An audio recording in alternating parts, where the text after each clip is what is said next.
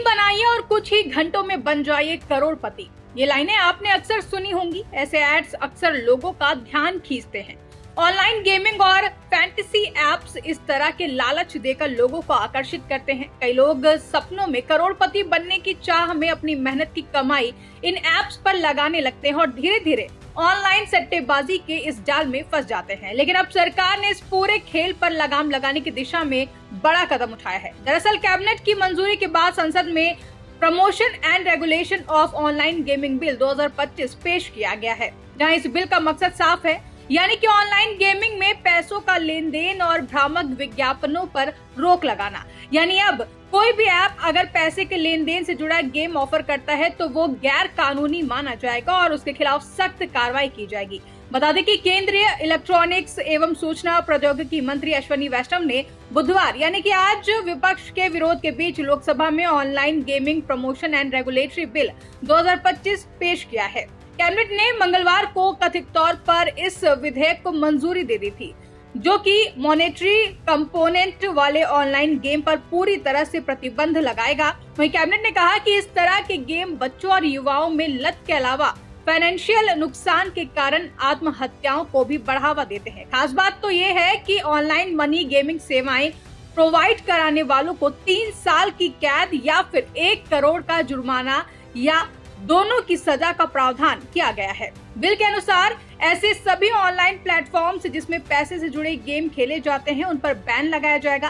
खासकर वो ऐप्स जिसमें लोग पैसा लगाकर टीम बनाते हैं या फिर मैच पर दांव लगाते हैं, अब निशाने पर होंगे। इस श्रेणी में ड्रीम 11 जैसे लोकप्रिय फैंटेसी गेमिंग एप्स भी आ सकते हैं। वहीं सरकार का कहना है कि इस बिल से ई स्पोर्ट्स और ऑनलाइन सोशल गेम्स जैसे कि कैंडी क्रश, लूडो, पबजी जैसे बिना पैसों वाले गेम्स को बढ़ावा मिलेगा। इससे भारतीय स्टार्टअप और गेमिंग इंडस्ट्री के लिए नए अवसर खुलेंगे, यानी बिना रिस्क वाले गेम्स का बाजार और बड़ा होने वाला है। साथ ही साथ बिल के प्रावधान बेहद सख्त हैं। ऑनलाइन मनी गेमिंग सर्विस देने वालों को 3 साल तक की जेल या फिर 1 करोड़ रुपए तक का जुर्माना या दोनों हो सकते हैं। नियमों का उल्लंघन करके विज्ञापन चलाने वालों को 2 साल तक की कैद या फिर 50 लाख रुपए का जुर्माना या दोनों झेलने होंगे। साथ ही साथ बार बार कानून तोड़ने पर सजा 5 साल तक की जेल और भारी जुर्माना भी हो सकता है। ये सबसे बड़ा सवाल था कि क्या पैसा लगाकर खेलने वाले आम लोगों को भी अपराधी माना जाएगा। बिल में साफ किया गया है कि ऐसा नहीं होगा। ऑनलाइन गेम खेलने वाले लोगों को अपराधी नहीं बल्कि पीड़ित की श्रेणी में रखा जा रहा है, जहां सजा केवल उन कंपनियों, एप्स और व्यक्तियों को मिलेगी जो सट्टेबाजी करवाते हैं या फिर इससे पैसा कमाते हैं। अब सबसे बड़ा सवाल ये भी उठता है कि क्यों जरूरी था ये कानून। सरकार ने इस कदम के पीछे कई वजह बताई है। दरअसल लोगों की आर्थिक सुरक्षा। कई लोग ऑनलाइन गेमिंग की लत में अपनी कमाई गंवा देते हैं। वहीं पैसे हारने के बाद डिप्रेशन और आत्महत्या तक के मामले सामने आते हैं। क्यों जरूरी था ये कानून? सरकार ने इस कदम के पीछे की कई वजह भी बताई हैं, जैसे कि लोगों की आर्थिक सुरक्षा।